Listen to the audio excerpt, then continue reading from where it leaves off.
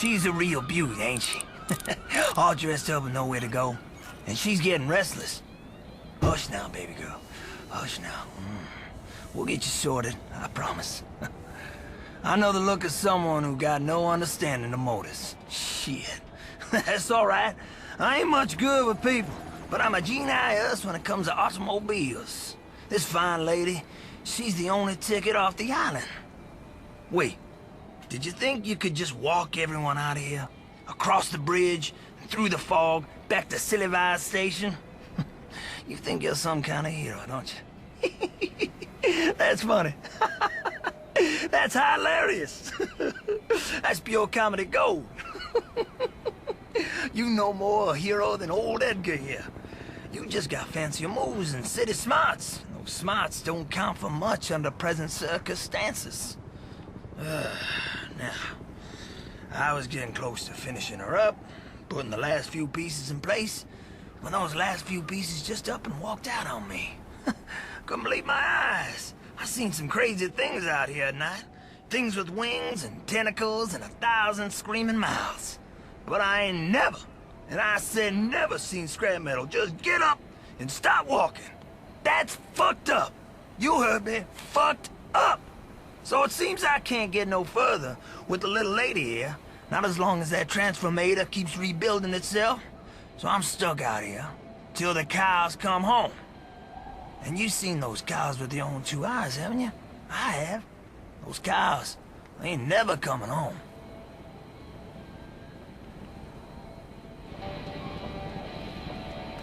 Couldn't tell you much about the day that goddamn fog rolled in. I remember seeing it out in the bay. Thick and dark, like pea soup.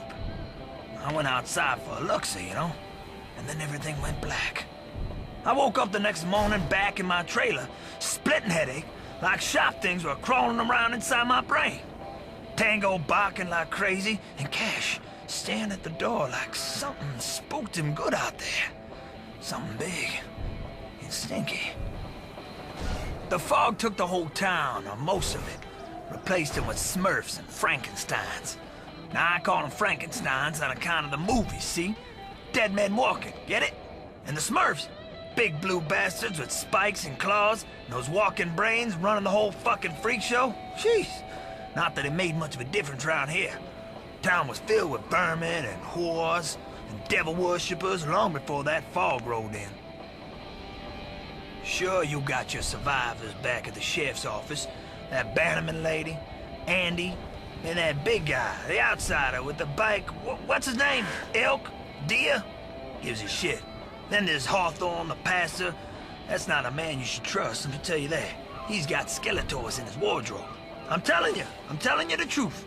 And that gypsy fortune teller, if she's still alive, the harlot, never slept with me. Slept with half the town, though, including the shrink, sheriff's husband, Bannerman. Hell, as for Norma, she's all right, but I feel a whole lot safer out here alone with my hounds. It's not the first time we've had an incident around these parts now. I've seen things, bad things, slimy things.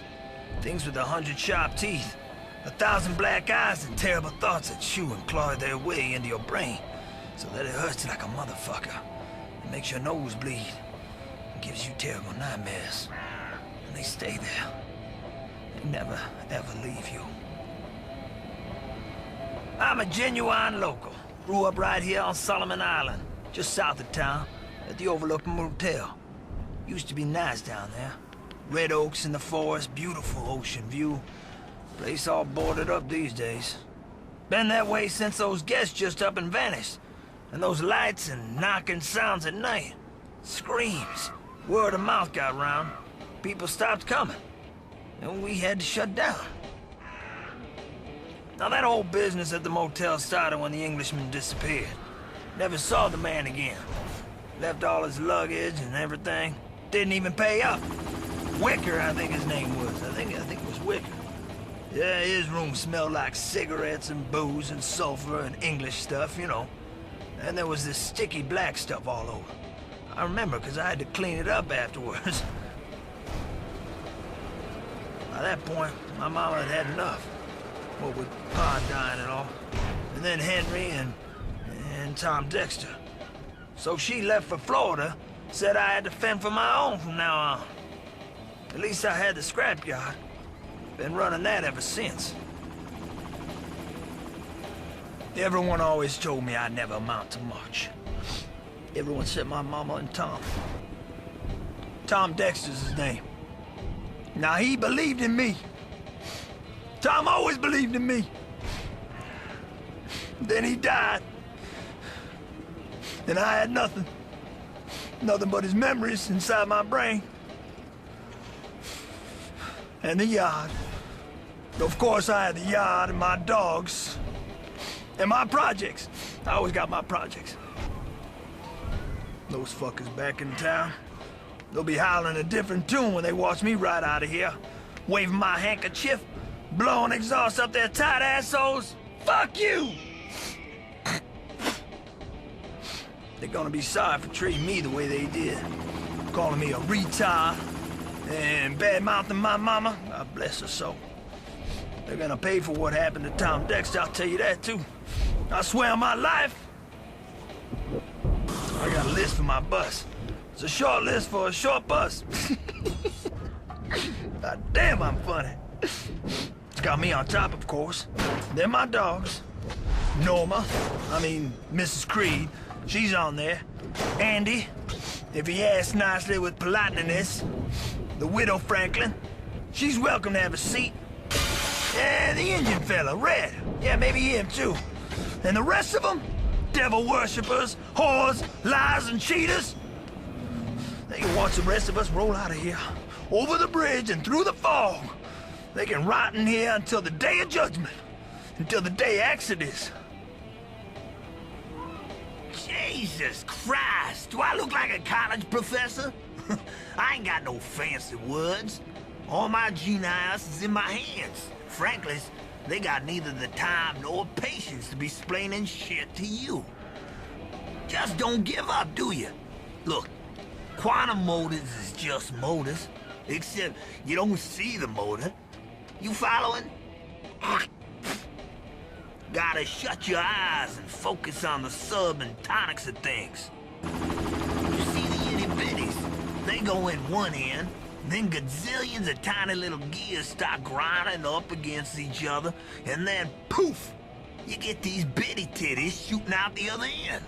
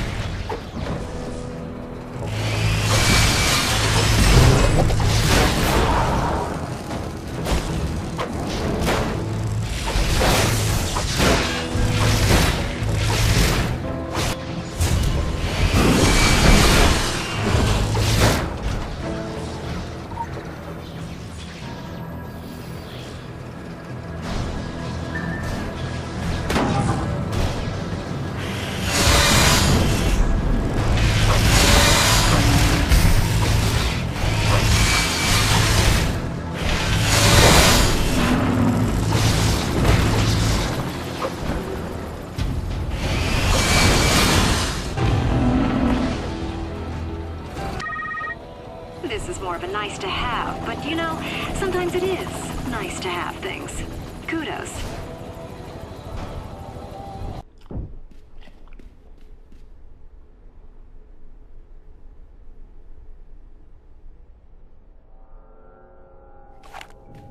Who the hell goes there? Identify yourself. Goddamn. Thought you might be one of them. Better be more careful. Accidents can happen when you sneak up on a man. Put it there. I understand perfectly. Man's gotta guard his handshake. Gives away a lot of a person's soul. I'm not talking about that palm reading shit. Shake a man's hand, you get a sense of his worth. His past and present. See the wear on these? Metalworking hands. For fixing things up. or breaking them. Real slow. No secrets. All in plain sight. More than you can say for this island. You got the back and the stomach for digging deep. All manner of shit comes out. But nothing I haven't seen the likes of in my line of work. You're thinking there's nothing dangerous about what I do. You'd be wrong. I can tell you all about what people try to hide behind a coat of white paint. Generator's been acting up, which is fine during the day, but at night, they get bolder when the lights are out, the sea beasts. And my aim gets worse. Makes it hard to tell friend from foe. I think it's in everybody's best interest if those runway lights stay on.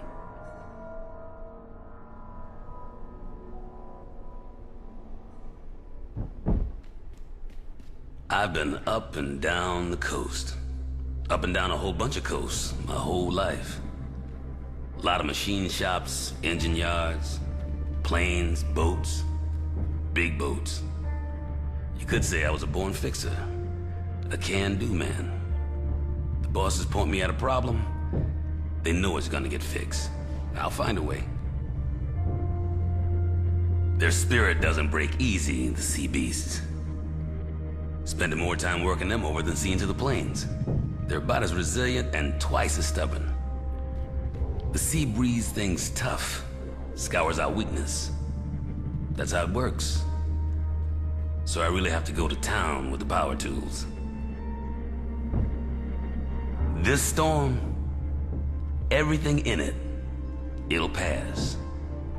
That's the straight truth. And you know you can believe it because I'm all about certainty. Goes with my line of work. A certain method and certain results. No one wants to put their life or money in the hands of a betting man.